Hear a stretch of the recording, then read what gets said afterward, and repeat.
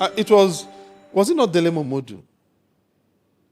When 3 years ago, who wrote an adulatory piece on the current president and called him what? Capo di tutti capi. Who do you call? Capo di tutti capi is the boss of all mafia bosses. Again, I'm not making anything up. I'm just looking at the evidence. You have the chief judge of the Federal Capital Territory removing himself from his office with his judges and going to the office of the minister of the FCT to tell the minister of the FCT, we are part of government too, and we have a duty to make government for you function. That is not credible interdependence. That is judicial corruption. So if I hear you, we may just witness a coronation next year in January. That's quite possible. Yes. But as I said, let me repeat myself. There'll be a third term. Wow. So I'm quite clear about even that. Beyond the coronation, we should just prepare for the long haul. Because a lot of politicians are thinking, oh, well, let's wait for 2031. Yeah. President Tinubu has not done all of this. Just for 4 years. Just for additional 4 years. Another 4 years. There will be a third term. And anybody who is doing it is not our portion on that is not reading the evidence. And in any case, the current National Assembly is anything but national or an assembly. And if it's an assembly, it's not a parliamentary one. It is, many people have called it rubber stamp, but I think that is actually abusive of rubber stamps. I think this National Assembly is a disgrace. If you can change your national anthem in less than 24 hours with no public hearing, no public consultation, no public involvement, it tells you we don't have a country. Because a national anthem, you don't flip national anthems at a whim. A national anthem is fundamental to the construction of a national identity. And so we then developed a trajectory of magical legislation, right? And what's the latest magic? We introduced the bill to create state police, basically to fundamentally reorder policing, which is the first power and responsibility of a responsible state. And we do it in less than 2 hours. We do first reading, second reading, committee stage, passage in less than 2 hours. Who does that? Who does that? There will be a third term, and I'm not the person saying it. Ogbeyemi Bamidele says they will. He's the majority leader, and he's a former PA to the current president. So we've got to take him seriously. Once we finish our elections, we are going to amend our constitution, introduce a single 6-year presidential term. The current incumbent will be elected until 2031. In 2031, what will happen? The question will he be entitled to run on the 6-year term, or will he not? Correct? You will then get the best senior advocates in Nigeria telling you law is not retrospective. That is why the administration is supporting the litigation over President Jonathan's tenure. Not because the constitution is not clear, but because they will say there is precedent that says President Tinubu will run in 2031. There will be a third term, and I'm prepared to bet on it.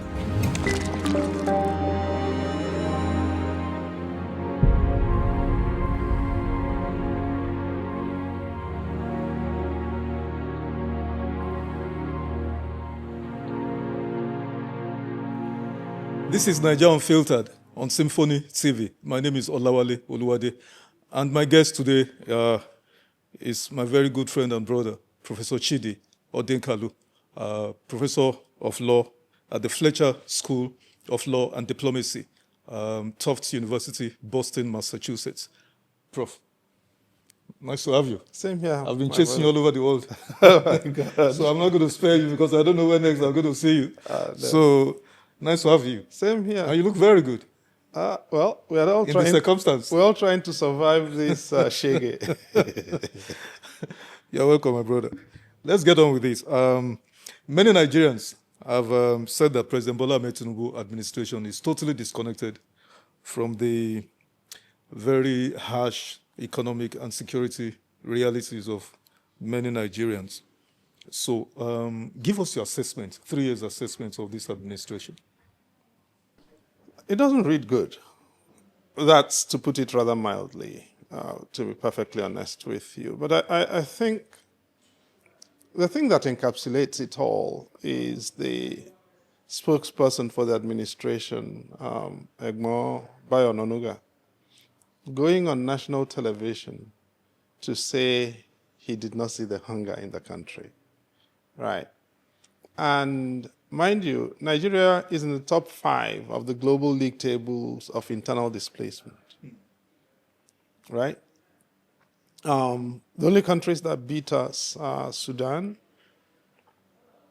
Syria, and I believe now DRC. We beat Afghanistan in internal displacement, all right? Now, internal displacement, by definition, comes with hunger. We've got close to 4 million people who are internally displaced in Nigeria. Now, that does not account for the rise, the exponential rise in the industry in abductions, which means that people cannot go to the farms.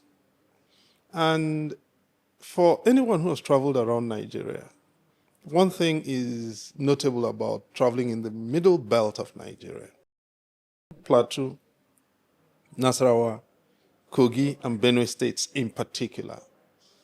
Now, if you've gone to Benue State, going from Makurdi through past Boko to Katsina Ala, at that Katsina Ala junction, one thing you will never miss is the quantity of rotting fruits, oranges, mangoes, produce at different times of the farming of the season, of the harvest season. Go there today.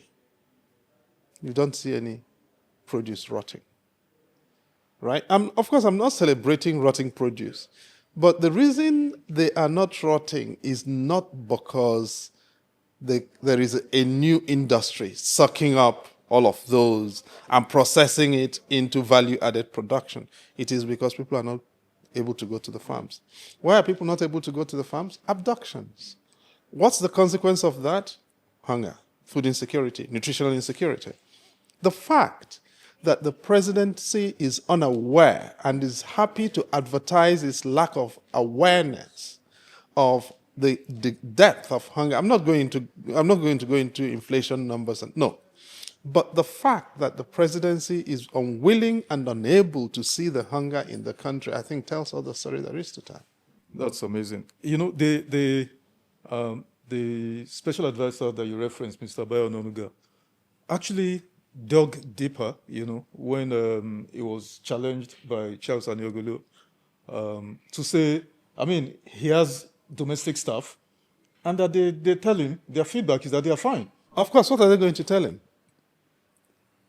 That they're not fine.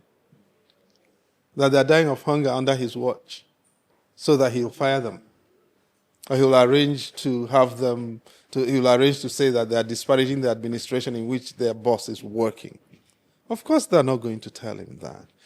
But the fact that he lacks the skills, the attention, the bandwidth, and the empathy, emotional intelligence, to understand where things are in the country is itself very telling. People are coming at you with all manner of demands. If people think that the fact that you're able to dress yourself and maybe go out in a car in Nigeria means that you cannot avoid the village tax. Well, that's what I call it, it's the village tax. That means what? People who come from your neighborhood or who come at you with all manner of demands. You don't have to like it. And now the demographics of the people who come at you with the village tax is always a source of intelligence as to the degree of hardship that you have. And the fact that nobody is going to, I'm working on the basis of his claims, the fact that nobody is going to Egmo Bayo with village tax demands is itself very telling. Mm-hmm. And I want you to also speak to the fact that he lives he spoke like someone who lives in a cocoon. Because he does. In a gilded cage, Because he does. The presidency is a gilded cage. Absolutely is a gilded cage. That was how it was conceived, that's how it is built, and that's how they're detached from reality. But it wasn't always like this, Chidi. Am I wrong? When was it not? I mean, with President Obasanjo, for instance, I was close to people who were very close. I was close to him, and I was close to people who were very close to him. The President Obasanjo that I know had reach to anybody in any part of this country. He could call anybody to get first-hand assessment of what's going on anywhere in Nigeria. Correct. Now, there are two sides to that. At the personal level, Obasanjo had the reach, the personal networks. You know, he had worked in the army, he'd worked everywhere in the country, he'd run the country before. So he had the personal reach and connections to reach to any part of the country. And it's the nature of military leadership also, strategic leadership training, to put you in that position to be able to access what you need, the assets that you need to reach the right kinds of decisions. And he leveraged that exceptionally well. It's also the fact that when he needed to, he retreated to that gilded cage in order to take decisions that were adverse to the interests of the country. And in my view, the trajectory we've navigated since President Obasanjo left power is a legacy, is part of the toxic legacy that he left behind.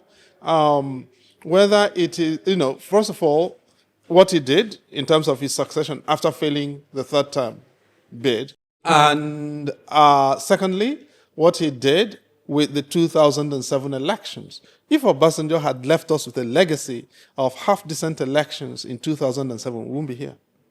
So at some level, Obasanjo and that gilded cage that he created in order to wreak vengeance in the aftermath of a country that spurned his desire for a third term is why we're here. Also, what can be deduced from Mr. Bayo Ononuga's claims is that the government is insular.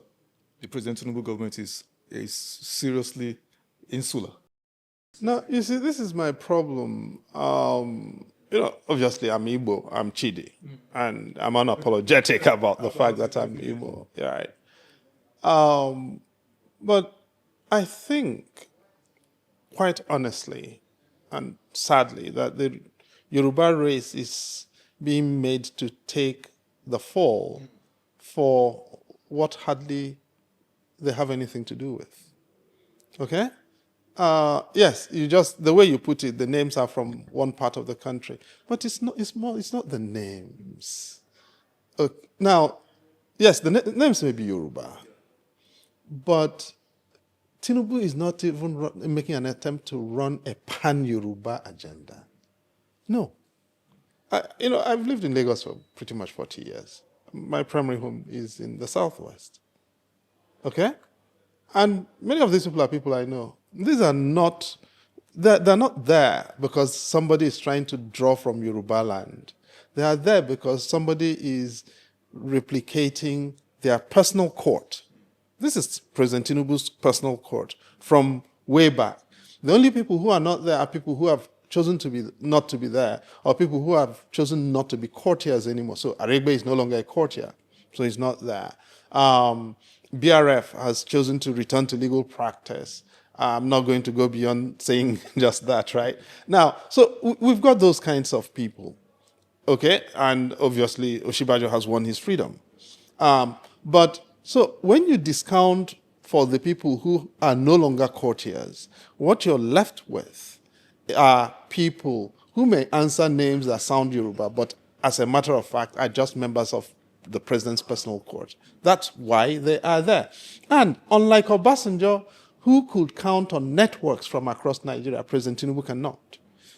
His networks from outside Yoruba land are political networks. They are not people, because he has not gone to school. He cannot count on school networks. He has not done youth service. He cannot count on youth service networks. He has not worked in the kinds of places Nigerians work, so he cannot count on those networks. He has not worked in these uniformed services. He cannot count on those networks. Professional associations. He cannot count on those either. So what is left? It is politics. It's all politics. Okay? So that's why when Obasanjo wanted to do terrible things or wanted to do things with people whom he could trust, he went back to the military. And he could draw them from anywhere. When President Jonathan looked for people whom he could count on, he went back to his university days or youth service days. Right? So it's like when President Yaradua wanted to do certain kinds of things, he also returned to the days, either his days as a university teacher or his days organizing earlier movements with his late elder brother. Right? Now, when President Buhari was looking for people whom he could trust, he drilled back to memories and networks of earlier service and earlier strategic alliances. That's not what you're looking at here. All of President Tinubu's networks have been built around personal fealty, and that's what you're seeing. Interesting. News broke, from Reuters.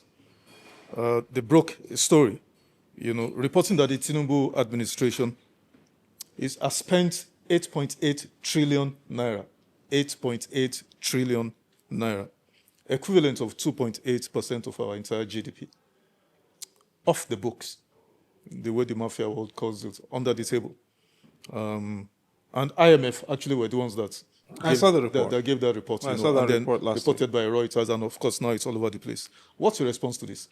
Well, I think I read a release over the weekend by the finance minister claiming this is not. I'm not quite sure I would characterize him well, but what I understood him to have said is that this is deficit spending. It's not missing money. It is deficit spending. The question, however, is how do you spend to nearly 3% of your GDP in additional deficit? Because, mind you, the deficit has been rising, right? And our budget since the beginning of this administration, the first full budget was 2024. 2024, 2025, 2026 budgets are all deficit budgets. Now, if they are saying that this 8 and a bit trillion is deficit spending, was that deficit appropriated by the National Assembly? It does not seem to me as if it was appropriated.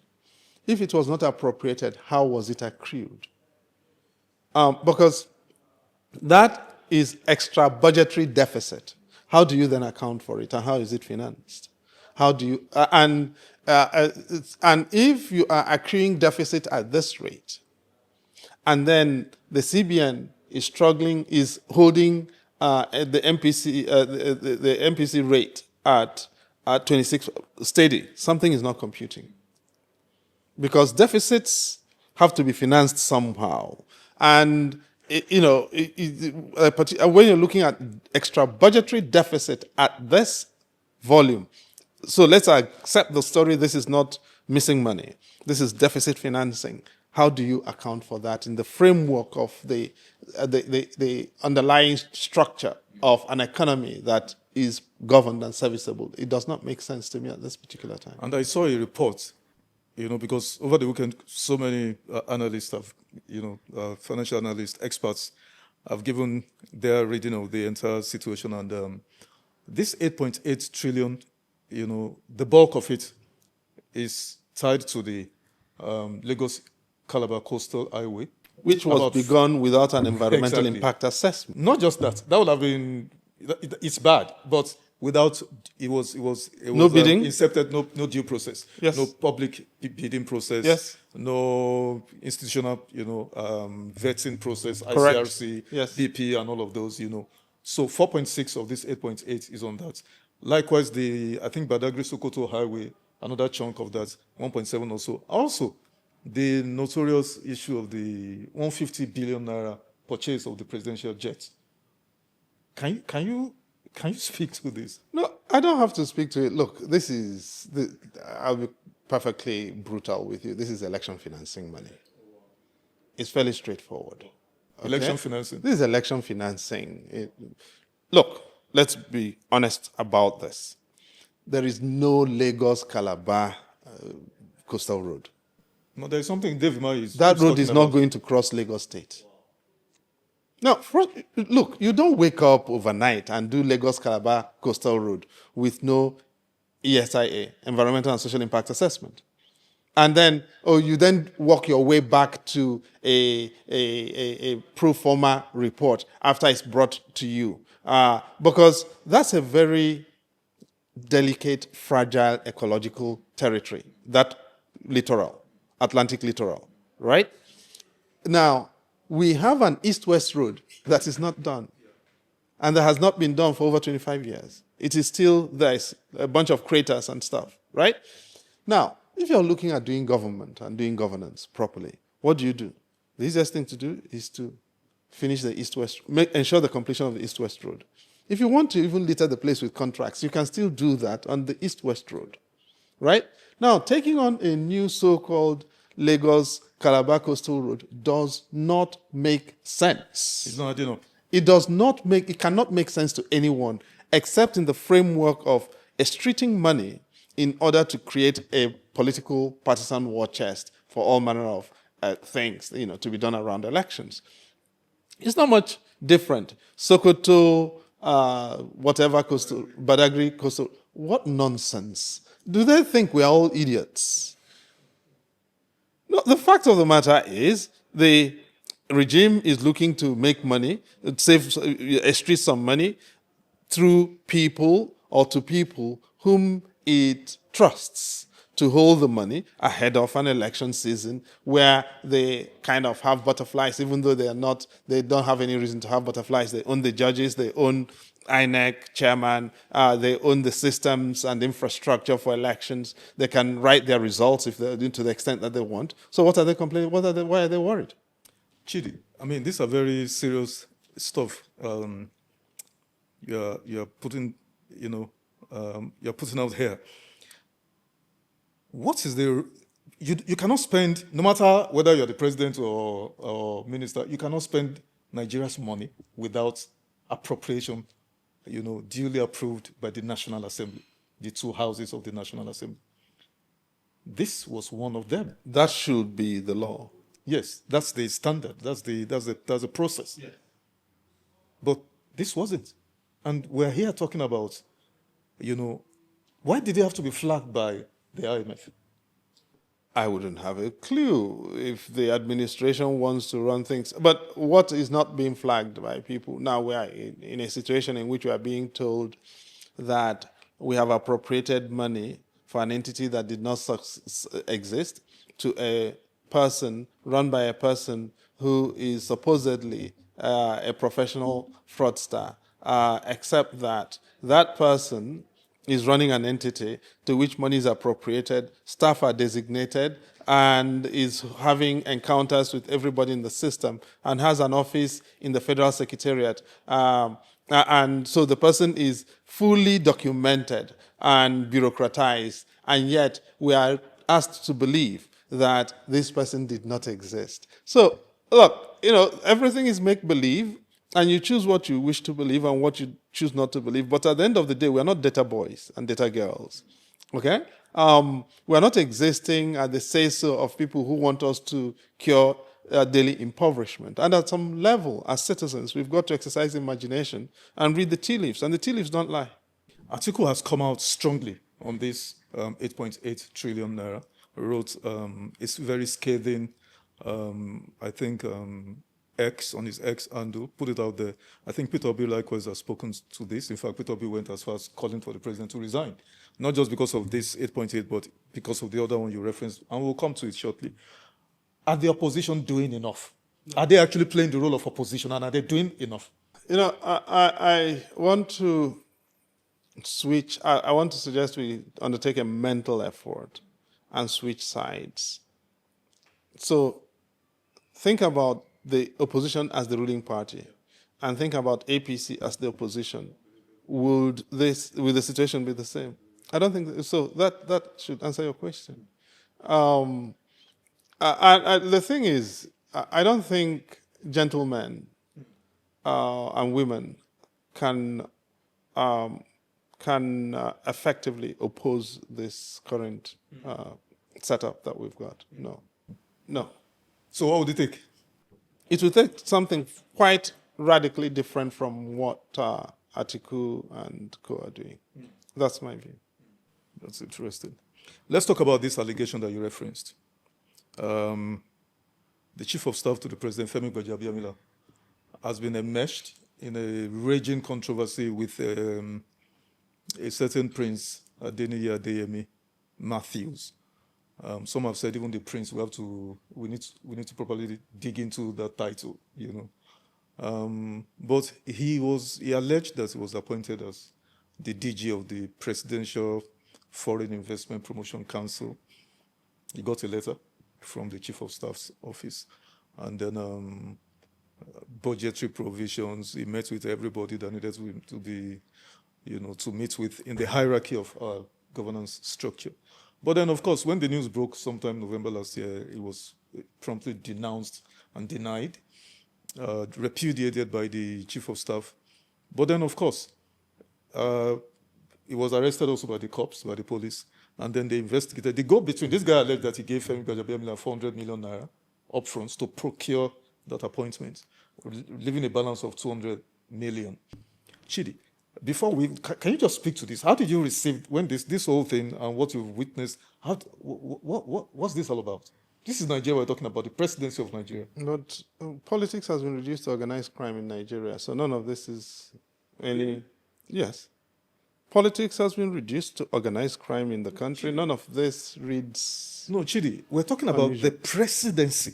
This is not a political party. This is not something somewhere in a village in Nigeria, somewhere in a remote village in the presidency exists in a village. Or Bombshell. No. We're talking about the presidency of Nigeria in Abuja, Sorok. My brother, you see, the values of the village the kinds of villages that you and I know in Nigeria and grew up in are more elevated than the values of our politics. That's the fact. So let's not speak about our villages like they are uncivilized. Our villages actually embody transcendental values, very transcendental values. And those values cannot be compared, or the values that undergird our politics and govern them today cannot be compared to the values of our villages at all, or to the values of our ancient empires and kingdoms and communities. Absolutely not. So let's look at the facts as they are. Right? Now, by the way, this is not the first time that we're having these kinds of things happen. If you remember, Delegiwa's assassination was the investigation originally was led by Chris Omeba, DIG. Yes? Now, Chris Omeba's team forensic team was led by Tunji Dare's brother. The same Tunji Dare of the Guardian. Exactly. Professor Tunji Dare. Yes. Thank you. Editor-in-chief. And he was a chief superintendent of police. How did he die? In the course of that investigation, he was told to come and report a debrief with folks in Abuja. He was coming to Abuja. He died in a car crash. His car ended up somewhere. He was dead. Nobody could account for how he died. That's how that investigation ended. And today we keep asking who killed Delegiwa, right? It's not much different. So the lines of evidence, we've always found a way to destroy lines of evidence, whether you're talking of Necom building fire, 1984, or down to this time. It's not much, it's organized crime. Okay, people want to share money. People are very invested in sharing money, acquiring things that have a sell-by date. And so we end up in this situation. The biggest defense that's been lodged by the presidency is an arcane bureaucratic thing that his so-called letter of appointment was issued by the chief of staff and not by the SGF. The SGF will only issue letters of appointment to scheduled agencies and institutions, okay, to statutory bodies. So if it is a statutory appointment, the SGF issues the letter because those are under the cabinet office. But if it is not a statutory, if it is a presidential body, an ad hoc entity, it is the chief of staff. So that's not a defense. The fact of the matter is this is no fraud on the part of whosoever this guy is. Anybody, I'm a prince. Every one of us in Nigeria is a prince. If you're the son of a chief, you're a prince. And we acquire chieftaincies anyhow. These are not hereditary chieftaincies. Our chieftaincies are chieftaincies. If your dad is Otumba, you can call yourself a prince, even though Otumba should not be Oba. Right? So this is how people do it these days in Nigeria, because we've banalized the values of our villages. The values of our communities have been totally destroyed by politicians.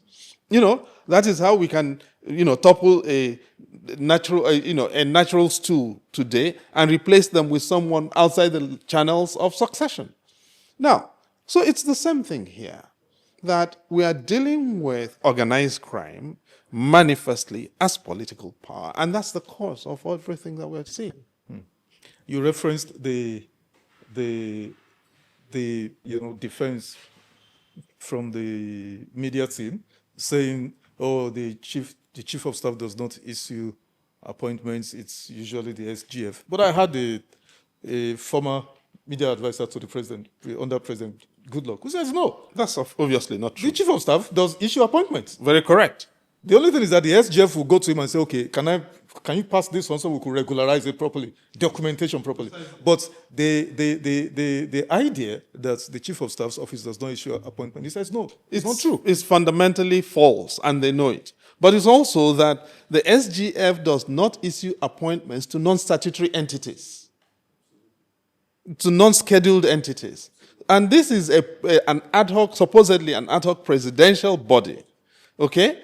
Now, so they did not, that's not the SGF's remit. It is the chief of staff's remit, because it is presidential. And that is how it ends up going to the head of service, through whom they allocate offices to him in the Federal Secretariat. That is how you can get a budget code for it in the appropriations system and in the Office of the Accountant General. Those are not happenstance. They don't just happen like that. Chidi, let me shock you, and let me shock Nigerians. Since this entire sordid affair broke, a lot of information are coming out, rapidly. One of them that I found over the weekend that really stunned me, like a sucker punch on the chain, was I actually thought it was just the Office of the Chief of Staff and then the National Assembly, the CBN, Accountant General's Office, National Assembly that dropped the ball. But then I saw a direct link to the Secretary to the Government of the Federation's office. A certain director had written to this gentleman, the Prince, approving the appointments of the following cadre of staff. Exactly. 10 directors on grade level 17. Correct. 10 directors on grade level 17 to be appointed. Yes. 20 assistant directors on grade level 15. Dozens of administrative officers. 45 planning officers to be appointed, 32 communications officers to be appointed, 22 investment promotion officers to be appointed, 26 accountants to be appointed, 10 legal officers, procurement officers, program analysts, information officers, statisticians, technical officers, confidential secretaries, drivers, and the like. Chidi, this was a letter that was written from a director in the office of the SGF to this gentleman to go ahead, but to ensure that there is, what's it called now? Federal character and all of those. And Bayo Onanuga has the nerve or the temerity to look us in the eyes and tell us this is fiction. But look, I don't know whether you saw the piece by Senator Babafemi Ojudo, I believe yesterday or the day before, flagging, he made a structural point, which is for a long time, racketeering in high-level appointments in Nigeria has been happening, right? Corruption or pay-to-play appointments has been the order of the day. And I'm sure that, given how long you've been in the business, you've heard previous allegations of people paying to be made ministers, people paying to become presidential aides, the director generals and all of that. This is all part of a pattern that has a history that predates the current administration. This administration quite manifestly has deepened the pathology. and has made it a heck of a lot more indiscriminate. But this is nothing new. The idea that someone may have been required to pay 600 million for a presidential appointment issued under the hand of the person who, to whom the money is meant to have been paid is not new and is not shocking and cannot shock anybody in Nigeria. That tells you how low we have sunk. No, Chidi, I beg to differ with you on the last bit of what you just said now. Yes, the rapacity of, appointments purchase in our institutions is common. It's common now, It used to be strange, but now it's common. It's actually accepted now. Just like, parents are buying results for their kids and all of those. But what makes this an outlier in its perfidy, in its sordidness? This is a ghost agency we're talking about here. We're not talking about ghost work, we're talking about ghost agency. Quite manifestly. And we've got to, we cannot continue to do it is not my portion as public administration in the country. What does the evidence say?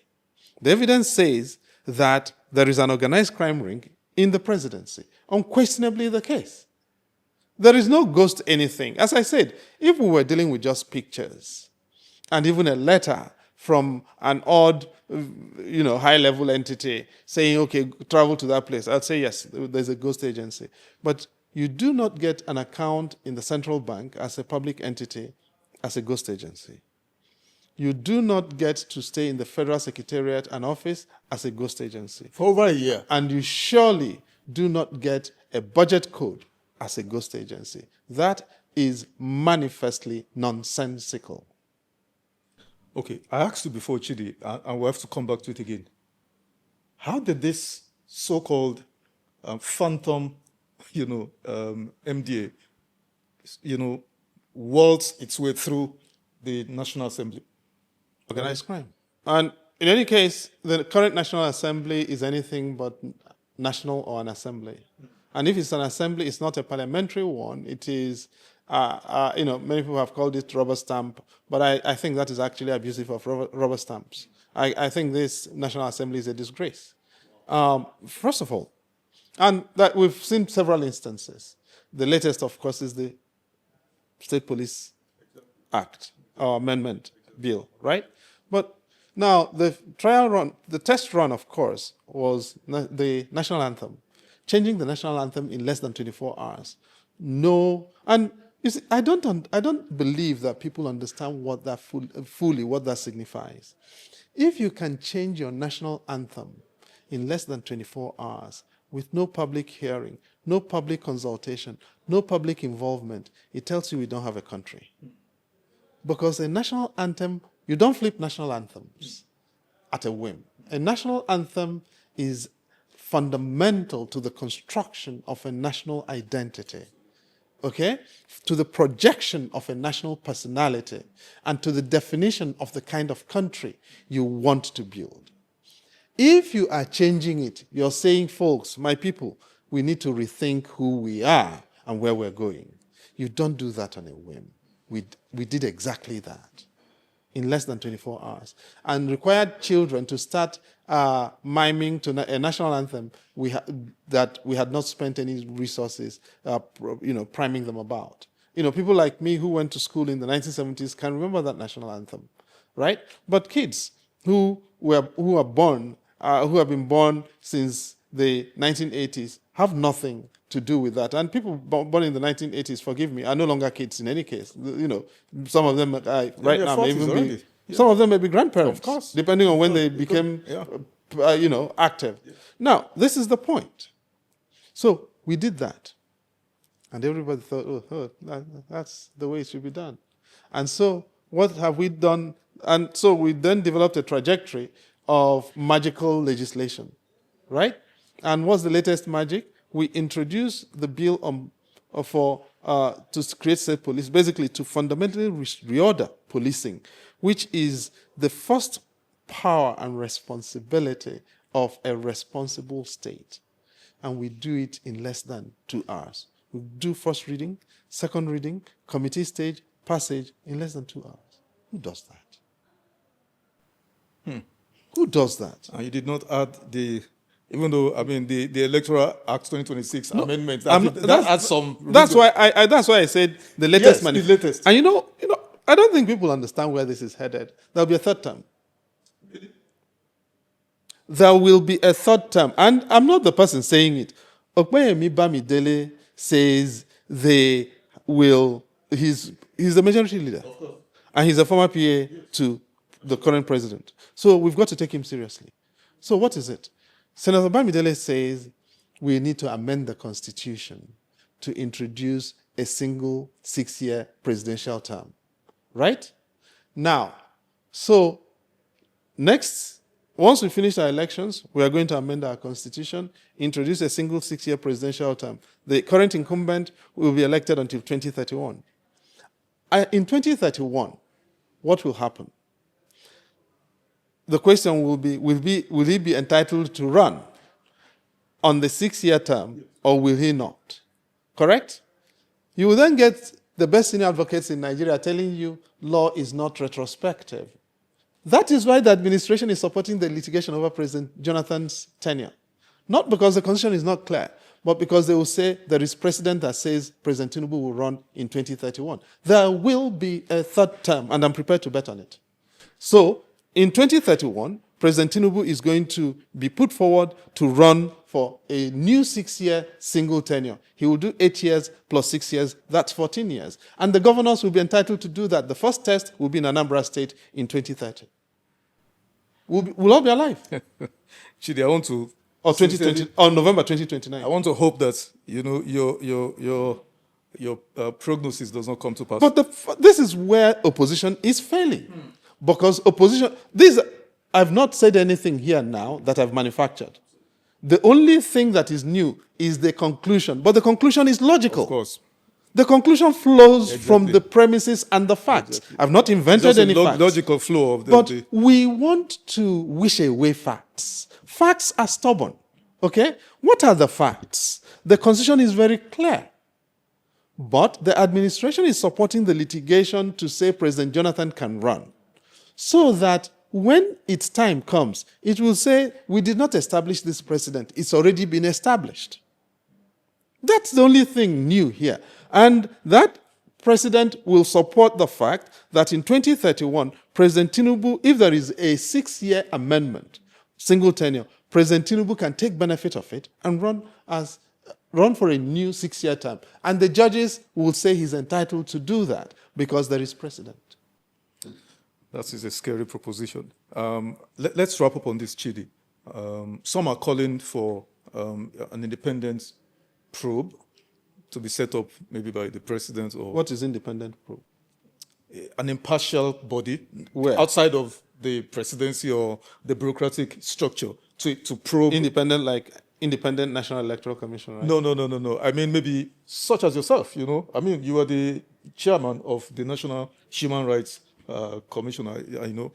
I mean, people like Femi Falana and all of those, it nearly killed me. Under an administration, mind you, that was very amenable. benign. Exactly. Nobody can do that under this administration. Nobody can try under this administration what I did as chair of the National Human Rights Commission. Absolutely not. And I've spoken to several colleagues off record, of course, in the system about what their experiences in this administration. I cannot say it on set. Okay, so what's the remedy? How do we get out of this? I mean, this cannot be swept under the carpet. This cannot just be allowed to go like that. Who told you it cannot? Why cannot? Can it not? I expected in other environments, and I don't want to mention names, but I mean, so that I'm not accused of, show. I mean, in America, for instance, in the UK, they don't take instructions from political prime minister, president before they do their jobs. Here, right now, we do. So the ICPC, the EFCC, what are they waiting for? Well, the EFCC has become totally risible, with all due respect. And I have many friends who are there.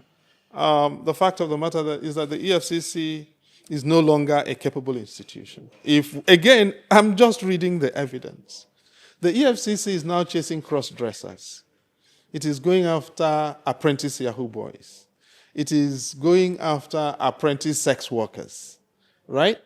Now, now you look at the situation.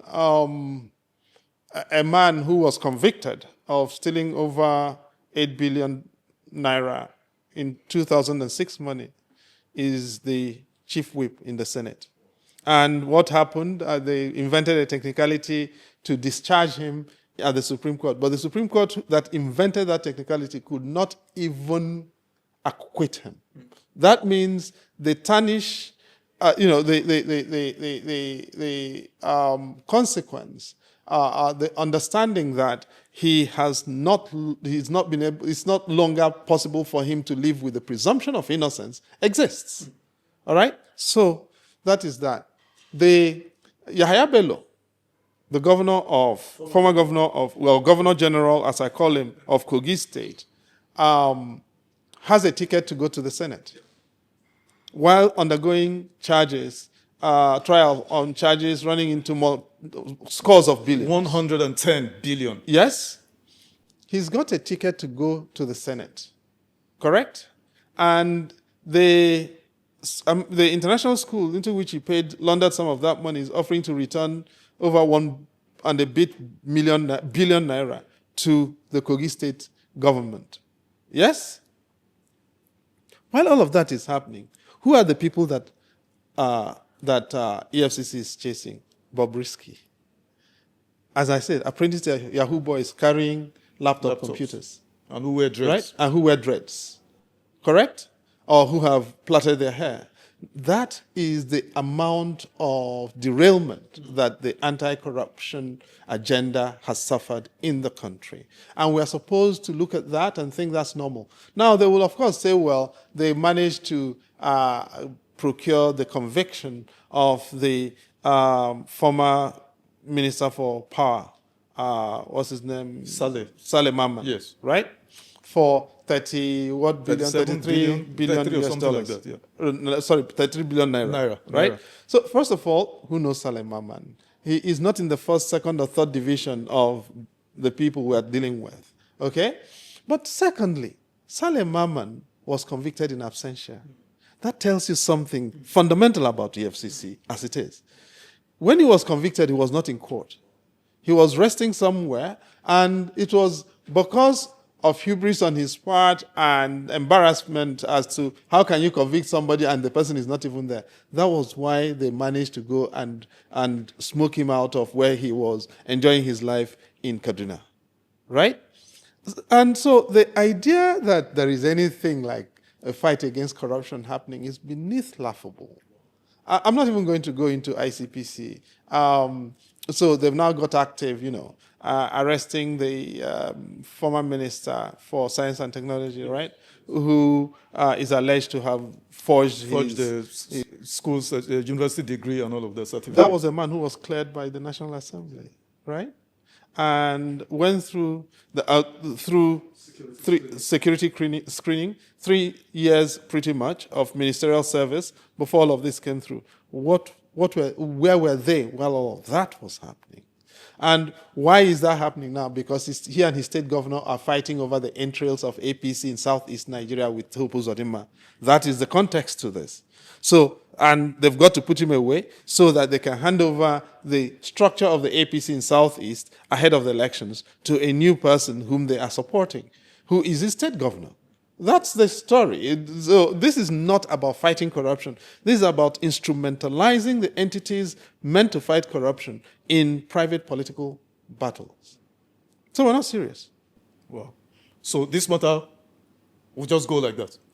I am saying who is going to investigate? Let me repeat myself. The country is run as an organized crime ring. Who is going to want to expose themselves to the infrastructure of organized crime? No, nobody who is serious, who has something to do, will want to do that. And the only person who will want to do that, the person who wants to make peace with organized crime. Was it not Delemo Modu? When 3 years ago, who wrote an adulatory piece on the current president and called him what? Capo di tutti capi. Who do you call? Capo di tutti capi is the boss of all mafia bosses. Again, I'm not making anything up. I'm just looking at the evidence. This is scary, Chidi. Well, I hope you're wrong. That's what I can say. I also wish because the police are actually taking this guy to court. I wish to be wrong. Because, but something lends solid evidence to what you're saying. This guy was arrested November last year when all of the shenanigans blew. But it was after that arrest that actually got the CBN code and all of that. Now, the budget code was after that he got the budget code. By the way, let's be clear. The Nigeria Police Force is not an incapable institution. When they are willing to do work, they do work. The SSS is not an incapable institution. When they want to work, they work. But what is it? We've got bandits. We've got terrorists. They're arresting Shawore and sending him to jail. Or they're arresting Tunde Ayeni. Or they are keeping Nasir El-Rufai. I mean, it's not like he's a man whom I particularly love. But we know why he is in detention, right? Now, so those are the people around whom we are wasting the assets of law enforcement. We are not using law enforcement and our security capabilities to protect the country. We are using them to settle political scores. This is damning, Chidi. Let's switch gears to something I mean, that's your natural habitat. In your own column, some years back, you warned that Nigerian judiciary was going back to the pre-1993 era. The 1993 collapse of the judiciary. Is the Nigerian judiciary, in 2026, is it a more captured, is it a more captured institution than the 1993 version? I think so. Yes. The capture is obviously scaled up. I mean, of course, a lot of young people who watch this will say, what happened in 1993? And, it was slow in the making, from the onset of the Buhari administration or regime in 1984 to the time of the June 12 election. But something changed at the June 12 election.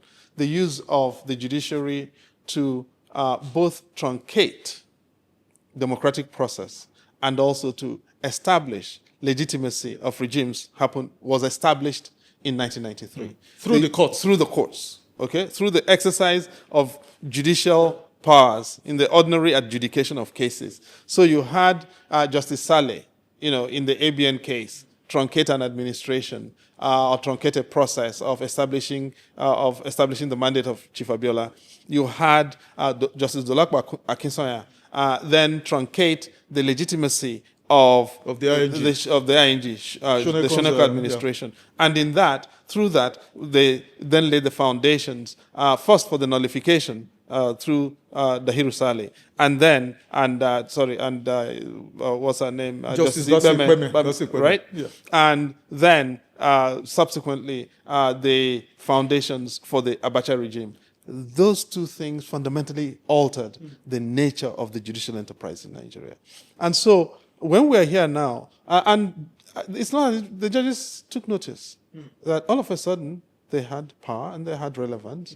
But you know what that means also? We don't matter. You and I don't matter. As citizens, I would never tell anybody, don't go and register to vote. Don't collect a PVC, because that's an entitlement. And there is hope in the idea of carrying a PVC, of being registered to vote. So I could never possibly encourage anybody not to register to vote. But I'm also realistic. Voters don't decide elections in Nigeria. Citizens don't decide elections in Nigeria. Judges do. The judges decide elections in deals, backroom deals with politicians. That means the politicians are now self-interested in who becomes a judge. Ordinarily, the process is such that the politicians play a backroom role. The judges should control it, the profession should control it, and come up with credible candidates. Actually, in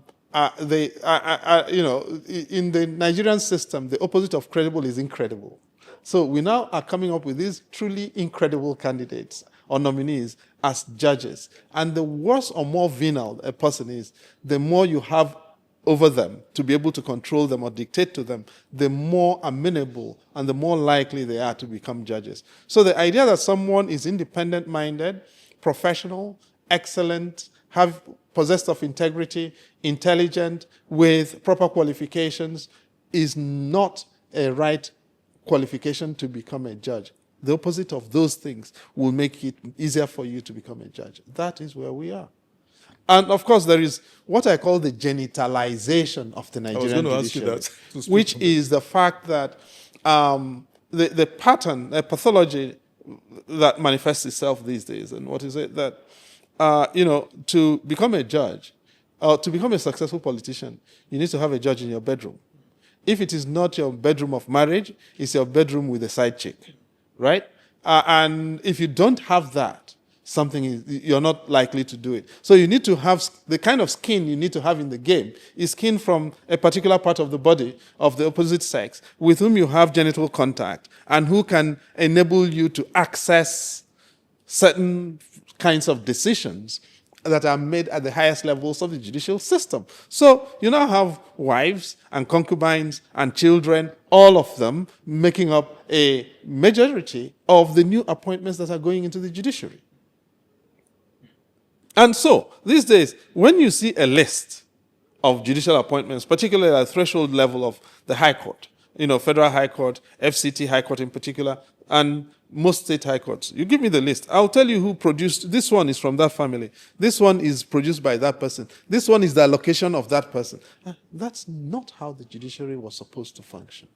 So the culture that you and I grew up in the 70s, 80s, where judges were appointed purely on merit, no longer exists. You mean that we don't have that in Nigeria anymore? It no longer exists. And no, I'm not, of course, saying that. And you talked about Ariwola in one of the I talked about Ariwola. I abused him every day. Exactly. I woke up every day to abuse him. I'm happy to say that I did. Because Ariwola was a total, complete, something I cannot say on set. And, I'm glad the people who have succeeded him are seeing what the records. It's just that, people have got to try and preserve a modicum of respectability for the institution. But I'm glad, as I said, that the people who succeeded him are seeing the mess he created. It's unspeakable. He put his daughter, son-in-law, brother or cousin or something. I mean, you said his brother as accountant, in charge of accounts, his son as a judge, his daughter-in-law as a judge, and so many other things I can't even describe here. But yeah, and of course, in the process of doing that, it's not as if the people who have to do the appointments, because the appointment has got to be done by the executive, and many of them have got to go through parliamentary oversight or consent. So the people who are also doing that have to grant him that so that they can also get their own allocations. So you have, in every appointment round now, you can see that person is that person's child. That, in the penultimate round, or was it the last round at the FCT High Court, 8 of the 12 were children of judges, directly. You could say there's a particular judge, there's a particular family that has 3 of them from Ekiti. So one is a judge of the Ekiti High Court, another is a judge in, I believe, the High Court here in the FCT, and the third is in the Federal High Court. Siblings. Their father was a judge, right? So, there is this judicial gene running in the veins of this fantastic family. All of them are produced to be judges, right? It doesn't make sense. Of course, there is not like a judicial gene that exists. It's all a corrupt system of capture, right? And it's the same thing, you see how these things work. So ahead of the last elections in 2022, while Tanko Muhammad, late, was still Chief Justice, one of his sons became a nominee of APC to go to one chamber of the National Assembly. Another of his sons became a nominee of the PDP to go to one chamber of the National Assembly. Where are they now? When Zainab Bukachua was president of the Court of Appeal, APC quickly nominated her husband to become a senator. Where is she now? Where are they? She's left the Court of Appeal, and what has happened? The husband is irrelevant. And that's the same husband who went to the Senate to celebrate how he was doing things in the bedroom with his wife to, arrange judgments on behalf of for the benefit of his colleagues, correct? Their daughter is a judge. One of the youngest judges ever appointed in our system. That was the retirement benefit. So this is the nonsense that we do. And I pity the young children, to be perfectly honest with you, because many of these children don't want to be judges. But their parents make them trophies. Because, let me be perfectly honest with you, judging is not an easy thing to do. Sitting all day from the age of 33, 34, 35, you sit, if you do it conscientiously, it ruins your life. Okay? You sit through 7-8 hours of arguments, listening to people. You have to write, by longhand and keep writing because the system does not provide for you. And how much are you paid as a judge? In any case, not a heck of a lot of money, no matter how many millions they think it is. Or people think it is. It's actually not worth the amount of suffering you have to do as a judge, properly speaking. And you go through you start doing that from 33, 34, because your parents want you to go and take that punishment. Nobody should wish that on a person who does not want to do it, who is not intentional about doing it. And many of these young people are not intentional about doing it. The only thing is what? Papa Madi, Mama Sokwe. Right? So all these Mama Sokwe's judges, that's how it is. Baba Sokwe's judge, that is how it is. And we've got too many of those now because there's a pipeline of political pressure and political benefit to be served. That's how we've ended up where we are. I want to speak to the specific cases in recent memory that were so outstanding in their bizarreness, if there's any English such as, as such. Number one, Peter Lifu, Federal High Court judge in Abuja, who openly, unreservedly, challenged the authority of the appeal court in the ADC case. And then, of course, the other one in Lokoja, recently in the case of the NDC registration, saying, no, I changed my mind. He had given a verdict last year that NDC should be registered, only for him to come back, and say, no, the People's Peace Movement, I can't call them party because they're not registered, association. They've come back to say, the logo that the NDC is using originally belonged to them. So he's empaneled the court again, and said, no, don't register, I deregister you, NDC. Can you speak to this? I've written extensively on both specimens, judicial specimens that you referred to, Peter Lifu and Issa Dashan, right? Yes, Dashan. And I took time to look at those decisions, line by line. Yes. Now, if you take, say, Issa Dashan's case on the NDC, there's a judgment of 10th of December 2025 by which he ordered INEC to register the NDC, that's the Nigeria Democratic Congress, and in which and now if you read that judgment, it's a 24-page judgment. There are very important things he says in the judgment. And now what had happened was INEC had notified NDC on the 25th of September 2025 that they were ineligible to be registered.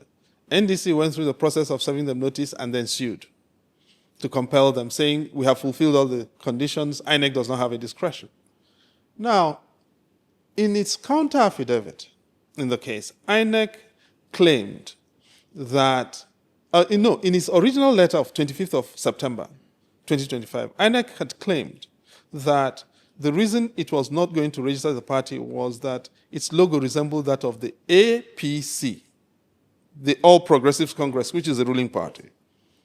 Now, when it filed its counter affidavit in the case in November last year, INEC then changed its story to say not that the logo resembled that of the APC, but that it resembled that of the Peace Movement Party, which was not a registered party.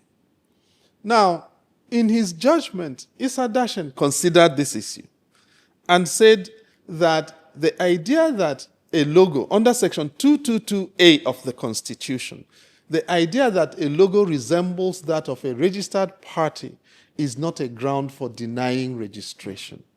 He was very explicit on page 21 of his judgment. Okay? Now, that also can only mean one thing, that the idea that a logo resembles that of an unregistered party or political association is a non-starter.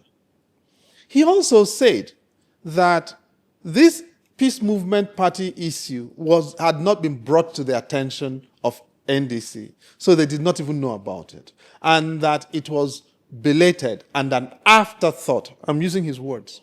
Belated and afterthought. Those were in the judgment. Fast forward, his judgment of 26th of June. This year. He then, now, in this case, now, after the judgment, INEC complies, right? Registers NDC. Then, on the 4th of May, somebody else sues. 5th of May, somebody files a case, an application in the court. This person is not a party to the case. He's not seeking to be made a party to the original case. He's not seeking to be made a party to the case. He understands he is out of time, so he applies to Issa Dashan, asking him to grant him permission to apply to set aside the judgment, because an extension of time within which to apply to set aside the judgment. That same application, he then says, and after granting me extension of time, I want to move to set aside the judgment. The judge does not consider the application for extension of time. There's no application to be made a party to the case. The judge just moves and sets aside his judgment. How then did he deal with the issue of logo not being a ground for setting aside? He did not deal with it. In my view, on the face of the record, that judgment is corrupt, and we have a duty to say so. The ruling of 26th of June is manifestly corrupt. And my question is, do these judges actually write the judgments for themselves? Peter Lifu, to the knowledge of anyone who has been to his court, is not well. He is recovering from what appears to have been an aneurysm. That's a stroke. He's got a partial paralysis. Ask anybody who has seen him. How does he write a 103-page judgment? I will not go beyond that. But I think it is important for us to start asking very brutal, honest questions. How is a judge who is barely able to function write a 103-page judgment? Like, seriously. Chidi, let me ask you. No, let me also be perfectly clear. There are very honest judges still in Nigeria. I think it is important to say that. So I'm not sitting down here saying every judge is corrupt. And that is why I do not say that. I focus on specific examples of manifest corruption on the record, because those should not happen. And when they do, they tarnish the judges who are trying to do their work properly and who are making good effort in a bad system to try to live true to their conscience, to their profession, to their judicial oath, and to the law. And we've got to continue to find ways of encouraging those people without endangering them, particularly while they are still in service in a system that does not like people who are upright. I was going to ask you, Chidi, since this, the bizarre case of Justice Peter Lifu, who disobeyed so recklessly or so wantonly the express decision or pronouncement of the Court of Appeal that stay action on this matter till October, when we'd hear the substantive. But he hurriedly, summoned the lawyers through a WhatsApp. By WhatsApp, and then the lawyers were there, told me personally that you came to, and he was just ranting. They were trying to call his attention that no. He said on record in the judgment, nobody can arrest my judgment. He said it in the judgment.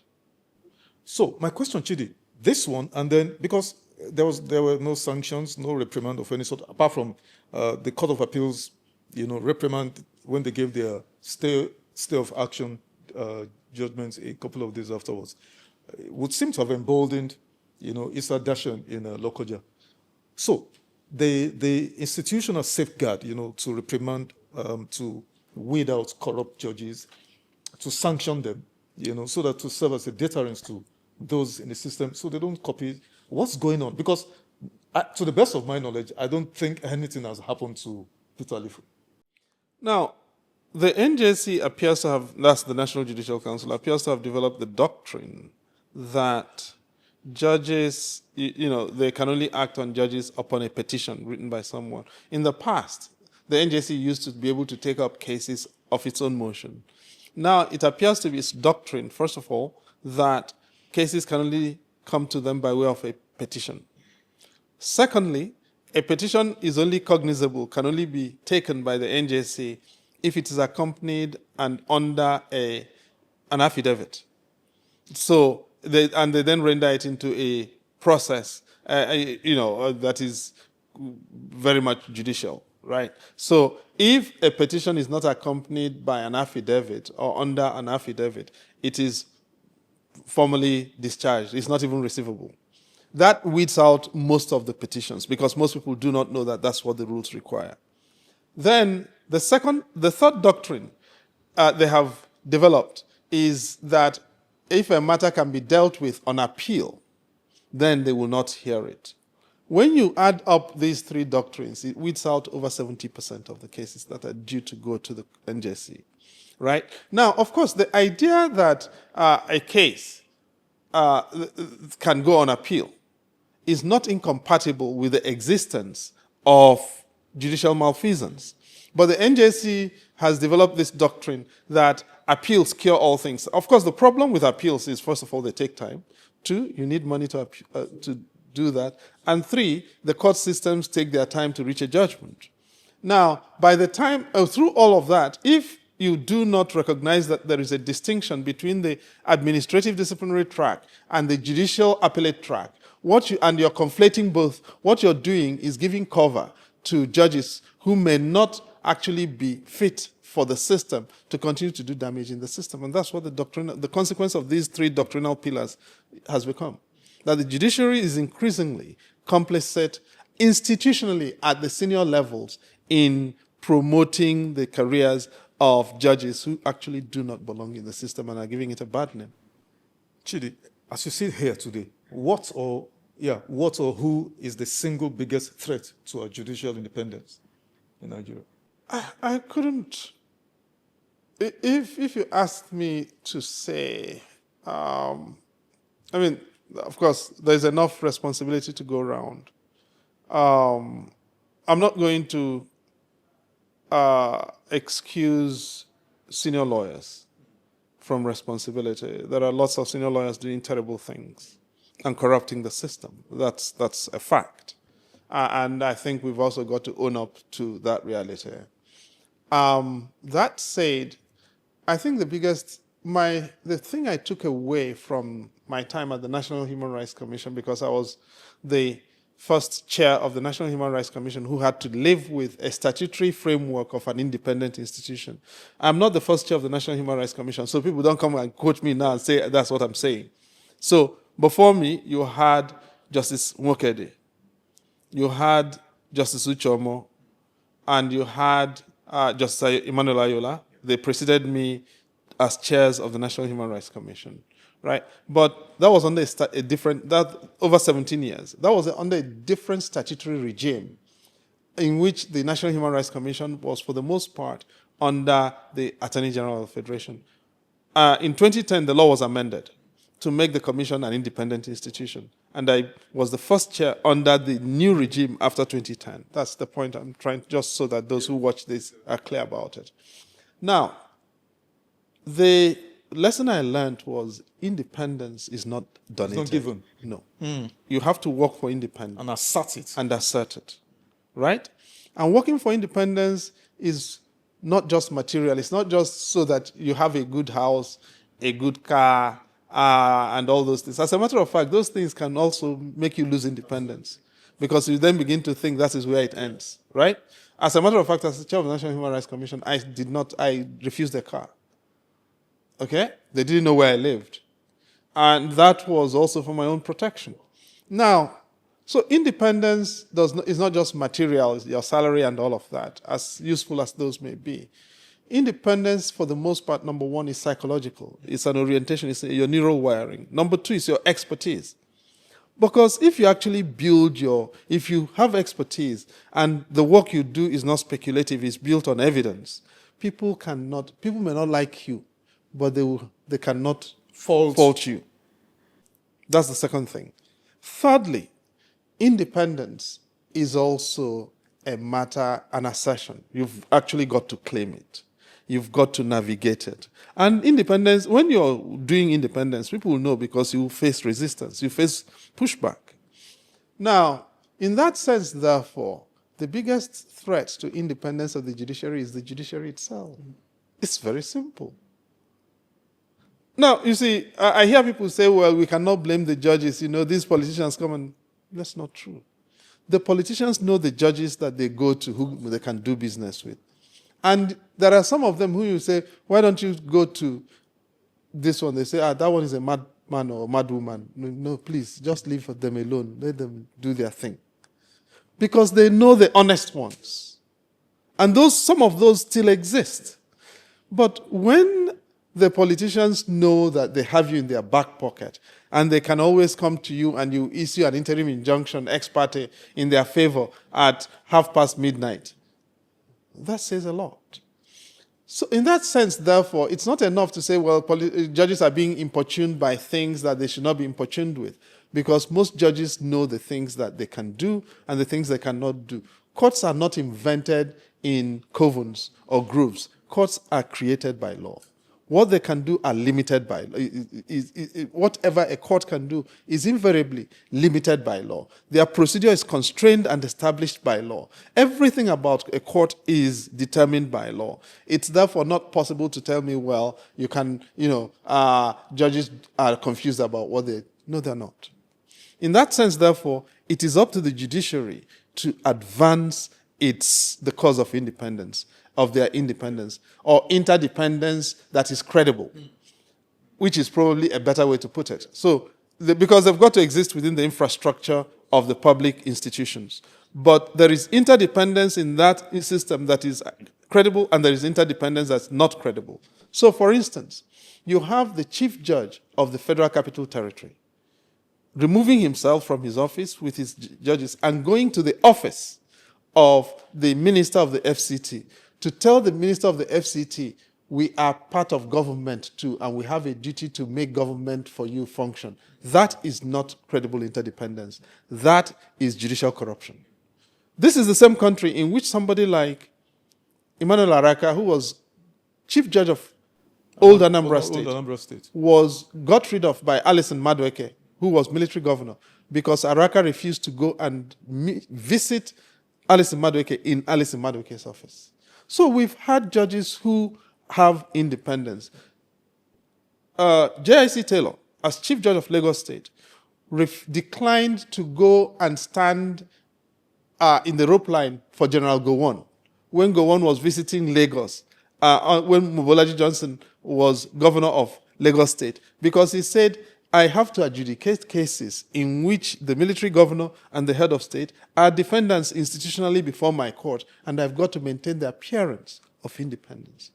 No, these days, judges wake up on Sunday, they are doing Owambe with politicians. On Monday, they are sitting in cases involving those same politicians in their own courts. There will be no independence. It's not just independence, but also appearance. Absolutely. The optics do matter. Absolutely. Perception and all of those. You mentioned the role that senior lawyers play in all of this desecration of our judicial temple. The one that people are talking about, is the Attorney General, Lateef Fagbemi. In the case before, the ADC case, before Peter Lifu that we referenced, it was a shadowy group that brought that case. Correct. Like ABN in 1993. Exactly. Clubbered together, allegedly, from the office of Femi Gbajabiamila, the same Femi Gbajabiamila, Chief of Staff. Now, Attorney General Lateef Fagbemi's Association of Former Legislators. Exactly. We registered incorporated trustees of former legislators, He was defendant in that case. But suddenly, it became that, yes, they registered these 5 political parties. Accord, ADC, APM, a couple of others. And my question, Chidi, is, many have fingered the presidency, the ruling party, in the obvious, manifest bid to destabilize opposition political parties, PDP, SDP, ADC, Accord, NDC now. Can you speak, what would make a man such as Lateef Fagbemi, that used to have, well, maybe he still has, some level of integrity and self-respect within your profession. What happened?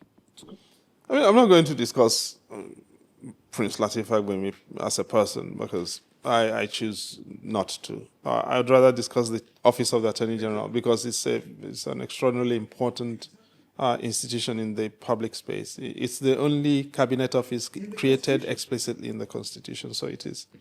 It's that serious. Now, the fact of the matter is that the quality of the office has degenerated over the years. Now, in 1983, President Shagari decided to appoint Kehinde Shofola as Attorney General of the Federation. Kehinde Shofola declined initially.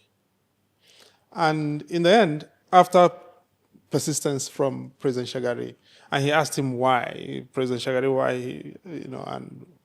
and Shagari said, look, in his first tenure, the party dictated whom the cabinet could be. But in his second tenure, he knows the party better, he knows the country better, and he wants a choice as to whom he wants to work with. And he had selected this, he had come to Kehinde Shofola because he wanted to work with Chief Shofola, senior advocate. So Chief Shofola then told him his conditions on which he would take the position, one of which was, as Attorney General, he did not want to take dictation on matters that were legal. And that if he felt that at any point that he was being dictated to on matters that were within the legal purview of the Attorney General, he would be at liberty to quit, to reconsider his position. And President Shagari told him that was perfectly agreeable. That was how he accepted the position. Of course, he only did the job for 3 months, and President Buhari overthrew the administration. But that's no longer possible. These days, people believe that being an Attorney General is a position you can take to advance your judicial career and your visibility. And Abubakar Malami in particular, in my view, was the nadir. He brought the office of Attorney General into disrepute. And, and some people will, of course, argue that the current incumbent in that position is a kind of an upgrade on Malami, broadly speaking. And so that's one of the reasons I don't necessarily want to discuss him.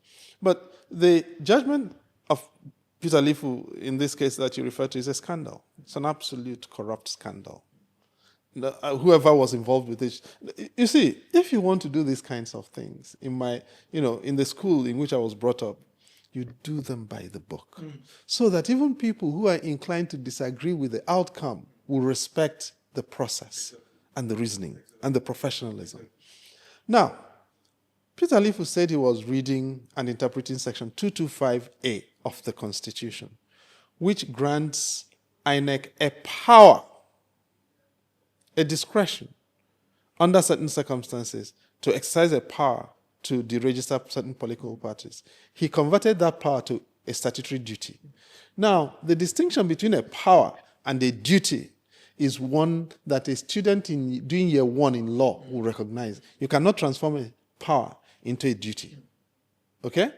But the second thing is that Section 225A says that to be able to deregister a party, those have to be parties that have not won any seats in specified elections. The evidence before Peter Lifu was that the parties he was seeking to deregister had all won seats.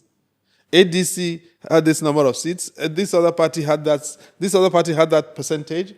He then invented something, which is part of the reason why I posed the question, did he write the judgment?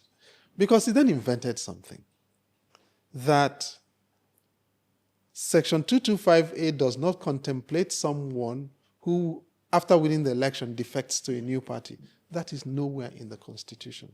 What the Constitution requires is what did the party win at the election, not did the people defect or not. That is nowhere in the Constitution. That's an invention. No judge who is conscious of their office would undertake that kind of invention. That is corrupt on the face of the record. I'm sure it's something future leaders of this country might want to look at, because that office is extremely Exceptionally important. exceptionally. Yeah. Exceptionally. Prof, as we wind down, some are saying 2027 general elections may be Nigeria's last elections. What do you think? I don't think so. Because of the dark omens. That's a bit of hyperbole. That kind of captures the significance and some of the omens that are evident in what's happening at the moment, and what appears, in my view, to be the manifest desire of the regime in power at the moment to not have competitive elections. To preclude competitive elections, preclude candidates on artificial, manufactured excuse from being able to compete, and then to have the incumbent declared announced unopposed. But I don't think he needs to do that. I don't think they need to go that hog. It's important, even if they want to rig elections, which I think they do, to be perfectly honest with you. But even if that's what they want to do, they even need the optics of a competition to make rigging sound. Like you said, there are better, processes. There are better, professional, maybe because the professional, I'm sorry to say this on live TV, people like the Anenis of this world who are masters of the game of, manufacturing election results and all of that, maybe they are no longer.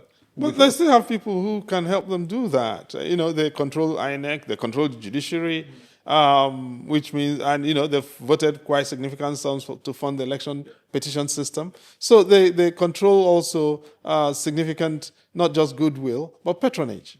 All right, political patronage, judicial patronage, are building mansions for judges, of justice of appeal, judges of the FCT High Court, and all of that. Those things are not donations, right? There's going to be payback.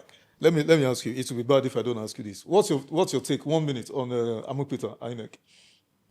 Professor Amupita. Josh was my mate in the law school. Yeah, you said so, law school. Yeah, he was my mate in the law school, and Are you proud of him? I thought I knew enough to say he was a man of basic decency, which I've said publicly. In hindsight, I probably spoke too soon. The stuff that's happened in the INEC under his watch, quite a good bit of very disreputable stuff has happened in the INEC under his watch.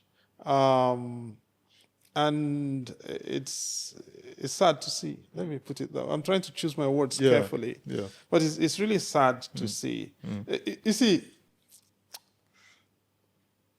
terrible things can happen. But as a leader of trying to build a credible institution, you've got to be firm about the fact, about what your ideals are. It does not mean you will achieve those ideals on day one, but you have processes that continue to be refined in pursuit of those ideals. Now, INEC conducted a sham of FCT elections under Professor Amupita. And he was talking of the sham as an election. And a credible chair of the INEC would have said, there are things that happened, would have acknowledged that there were things that happened that should not have happened. And we are going to institute processes of learning and inquiry to make sure they cannot happen again. Because if you cannot control for credibility in 6 area councils of FCT, how can you do elections at the national level? So that's my worry. At the moment, I've got to say I do not have the confidence that INEC, under the current leadership, can produce anything remotely resembling a credible election. I don't think it's configured. I don't think it's configured to do so. Can you repeat that, Chidi? That I do not believe that INEC, under the current leadership of my brother and friend, Professor Josh Amupita, can conduct a credible election in Nigeria in 2027. I don't. That's damning. And I say it with a lot of pain in my heart. I start with Samson Itodo.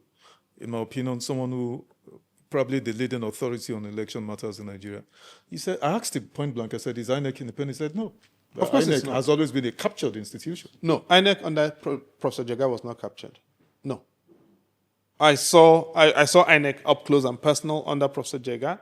I saw INEC up close and personal under his successor. And I can say with hand on heart, no, nobody captured Atahiru Jega. And the man lived and breathed every day trying to do what was right. What of Mahmoud Yakubu's INEC? I cannot say that about him. I saw both up close and personal. So I'm not saying this was what somebody told me. This is what I saw, just based on what I saw. You can say Atahiru Jega did everything a person of credibility and good conscience could do to make INEC work. And you could see that in the progress. Now, if you look at the 2007 elections, which preceded him, right? About 86, just under 87% of the seats contested ended up in court. He had 10 months to organize the 2011 elections. That came down from just under 86% to 51% that ended up in court. By 2015, that was the first time our presidential elections did not end up in court because everybody accepted the outcome, including the person who was declared loser. Everybody accepted the outcome. 43% of the seats contested in 2015 ended up in court. That was the first time that under 50% of the seats contested ended up in court. With 4 years to organize the 2019 elections, we climbed up to 56% under Mahmoud Yakubu's first election. 2023, we returned to 82.5%, ending up in court. That tells you something about the Jega era, right? And I do think that but part of this is also that what this is meant is the pattern of transferring responsibility to determine winners and losers of election is now settled. It's a judicial thing, not for the voters. Until we return that to the voters, what we call democracy in Nigeria is civilian government. Last question, Chidi. 2027 general elections. The opposition parties, NDC, Peter Obi, ADC, Atiku Abubakar, SDP, Adebayo Adewale, Shewore, and all of them, Donald Duke, they all have, this determination to unseat President Tinubu. In your mind, is there any scenario where you have reflected deeply and you have come to the conclusion that this attempt to unseat President Tinubu democratically, has become much difficult, has become Achillean? Well, first of all, we don't know who the candidates will be. As a matter of law, we don't at this time know who the candidates will be. Because all of them have cases in court? Not necessarily. Now, we've got this anomaly, that's what I call it, which is deliberate in the electoral calendar adopted in the 2025 Electoral Act. Or is it 2026? Electoral Act, right. And so the party primary season has ended at the end of May, right? Yes. Correct? And then we have a 3-month hiatus before the campaign starts. Before INEC. Yeah. Then publishes. So they've now opened the portal for upload of the candidates. And you're seeing the changes between the outcomes and the substitutions. And so there's going to be quite a good bit of litigation on these issues. So it's difficult at this time to say who the candidates will be or will not be. But because the uploads were not happening as the primary was finishing, it meant that you now have these, Nigerians like to use the expression mago-mago.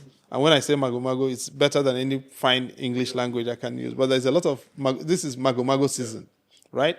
And this season of subterfuge and, all of that means that we've got to wait for a while before we know who the candidates are going to be. Obviously, if you go back to the decision of the Supreme Court in Rotimi Amaechi's case in 2008, the Supreme Court claimed that it's parties who run for office, not candidates.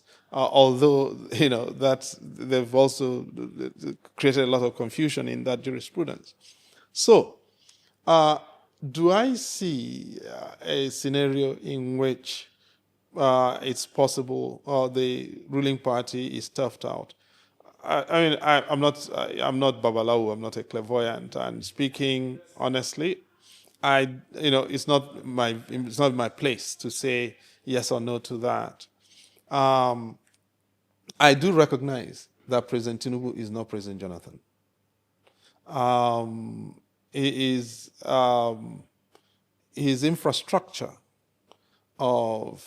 and his values his political values are different. Let me put it that way. And so the standard and the challenge of turning him over is a lot steeper, a heck of a lot steeper. And I don't think it's going to be easy by any chance for anybody trying to do that. Let me be quite clear. That infrastructure includes a lot of organized crime. Whether it's happening with his direct instruction or not is not relevant for my purpose. But there are lots of people doing lots of things there in that infrastructure of power who should not be in active circulation, civilized circulation, but they are. And that's really what it is. So that means there is a higher bar. And that is why I think in the course of this conversation, I've said, and I think you're also of the same view, that the opposition are not doing half enough to create the level of worry. Because ultimately, any administration or regime that loses power, it ultimately votes itself out. And the only way you can get them to be in that position is to put them under such pressure, they begin to amass unforced political errors. At this time, I do not believe that the Tinubu dispensation is under enough political pressure to amass the kind of debt or deficit of political pressure required to put them at risk of losing power. Can that change? The time is running short. I do not think it cannot change at this time, but we've got a very narrow window in which. So if I hear you, we may just witness a coronation next year in January. That's quite possible. Yes. But as I said, let me repeat myself. There'll be a third term. Wow. So I'm quite clear about even beyond the coronation, we should just prepare for the long haul. Because a lot of politicians are thinking, oh, well, let's wait for 2031. Yeah. President Tinubu has not done all of this. Just for 4 years. Just for additional 4 years. Another 4 years. There will be a third term. And anybody who is doing it is not our portion on that is not reading the evidence. Wow. Chidi, sad place to anchor, but I want to hope that your prediction doesn't come true. I hope so too. I wish so too. My head says I don't believe you, but my heart says otherwise. I wish I am very wrong. I wish to say, I don't wish it on the country, but I will be remiss as a citizen, and I will be remiss as a person who deals brutally in evidence if I do not say there will be a third term, because there will be. Nice to have you once again, Chidi. Same here. Please, sir. We should do this. This shouldn't be a 6 months hiatus. Well, let's see. We have an election of course, in we January. should do this regularly before the elections, please. Very important. You carry a very strong voice, and the people need to hear someone like you with a credible voice who has been in the eye of the storm, but especially who has credibility. We need people like you speaking on behalf of the people of Nigeria. Thank you for coming. Much appreciated. May our country prevail in the end. I say amen to that. I say a big amen to that.